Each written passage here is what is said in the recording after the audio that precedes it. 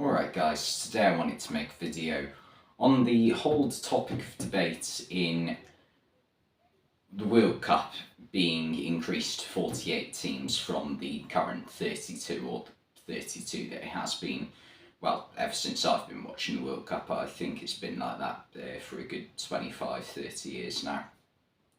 But the whole question is 48 teams too much? And in fact, that's not even the entire question. There's like, should it happen, basically, is the question. Now, there are pros and cons to it. That there are some pros and cons that sort of contradict each other in some ways, but I think overall it's quite a tough decision. Personally, I'll reveal my opinion at the end, but I'll go through the pros and cons. So, obviously, one of the pros is that the more teams there are, the more opportunities. So you think of nations who are sometimes like struggling to qualify, or some nations who never have qualified and have got close to qualifying on a number of occasions. Like there are quite a few in continents where there are teams that tend to like dominate. Like take South America for instance. You know, the best three teams in South America usually are Brazil, followed by Argentina, and then usually Uruguay, and then that usually only means that one other nation is able to qualify for the World Cup sometimes, because usually in I've said usually a lot, but in South America, most of the time it's either 4 or 5 teams. So if you look at maybe Venezuela or Bolivia or even Colombia sometimes miss out, same with Chile. So, you know, there are nations that often miss out because of like what they're competing against to get into the competition. But then to contradict that as a con, you've got, well, if there's more teams in it, 48 teams, then it's harder to follow, for one. And also it makes the group stage less memorable. So right now, as we have it, in 8 groups of 4 teams, if we change that to 16 groups of 3 teams, that means in each group there's only going to be 3 games, and each team's only guaranteed to play twice. So is it worth going to a World Cup if you only play 2 games? Is the big question then. And for me, I just don't think it is, to be honest. Because if you think back to like some of the big teams, for example, who over the past few World Cups have failed to make it out of the group stage. Now we've seen it with pretty much every big European team. Italy in 2010, well, they didn't qualify for the last 2, but and also 2014 they failed to get out of the group stage. In fact, I don't even think they've played a knockout game since the final in 2006, which they won. Spain in 2014, Germany at the last 2 World Cups, England in 2014. You know, you remember the story of how they failed to get out of the group stage. Like Germany in 2018, for example, they lost the first game. I can remember this without even having to research it. Like I can remember they lost the opening game to Mexico. They got a vital win against Sweden that I think Toni Kroos got a last-minute free kick winner in a 2-1 win. I've got a feeling it was, and that kept their hopes alive to the final game where they played South Korea, and a big upset meant that South Korea knocked them out. So you know, if that was only 2 games, it's like one bad result in your opening game can mean that you're out of the tournament. So, you know, it is a bit. It is a bit, you know, almost too like decisive, I would say. Like there's so much reliance already when you're only in the group stage, because the group stage is a chance for a team, if they make a bad start, if you play well in your next 2 games, you'll be all right. So I just think having a shorter group stage is not a good idea. And then also, there is the pro of the fact that it is still the same amount of group stage games, because sometimes you get dead rubber games in like the 8 groups of 4 system as it is with 32 teams. And yeah, that's a good point. But I think, you know, the fact that they changed the rule obviously 40 years ago of how the final group stage game is played. They all have to be at the same time in within the same group, obviously, because I can't remember. I obviously wasn't alive. It was about 20 years before my time, but there was a game in the late 70s or early 80s where I think it was Spain 82 World Cup where, you know, 2 teams were through and they just knocked the ball about because they had nothing to play for.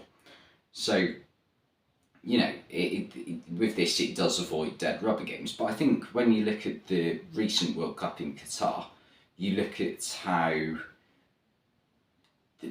much drama there was in the final, the final match day of each group.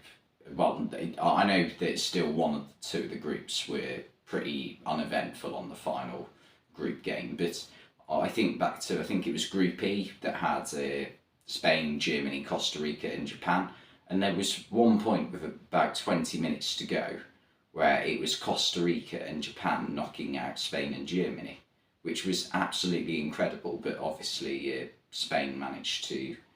I can't even remember now. Spain. I think Spain. Did they? They might. I can't. I can't remember. But it's one of them where I'll remember it in a few years' time. But it's too recent to remember almost. But yeah, you know, the amount of drama there is, it's incredible. So that's one thing that goes against the dead rubber thing, because I think it's not that much of a problem. Then you've got the pro of there being an extra knockout round in this new format, and I think, yeah, that's good, but is it needed? Because I think 4 knockout games as it is to win the tournament is enough anyway, and there is the constant dilemma at the minute of the fact of players playing too much. Now, I know it's only 1 extra game, but is it needed? I don't think so. So for me, I don't think that's really worth it. But I guess you can counter that by saying that there's a group stage game less, so that sort of gets rid of that argument actually. And then along with that though, the extra knockout game, you've I'm just reading my notes here. Extra knockout game. So yeah, you've also got the fact of like the average quality of the teams in the group stage is going to be lower. So you're going to get more mismatches if countries who don't usually do qualify or don't have the quality of player to compete against the top teams, your Spain, Germany, Brazil, Argentina, France, England. You know, it's going to be there's going to be quite a few mismatches, and people don't want to see that. People want to see competitive games where, you know, if the big team does win, they have to properly, you know, throw everything at it. I think back to a game Brazil had in the group stage. I think it was against Switzerland, where they got a late winner through Casemiro, which won them the game in the end. So, you know, it's things like that as well, I think, also make a difference. And the final argument I think you can make is the fact that it's fine as it is. Why change? What's the phrase? I've forgotten the phrase. If it ain't broke, don't fix it. That, I think that applies to this, and I think it's a similar thing with the Champions League, with UEFA's competition. The FIFA World Cup is the last few tournaments. Well, the 4 tournaments that I've watched or have been old enough to watch. I'm born in 2003, so I don't really remember the 2006 World Cup, but 2010 World Cup I consider to be my first World Cup.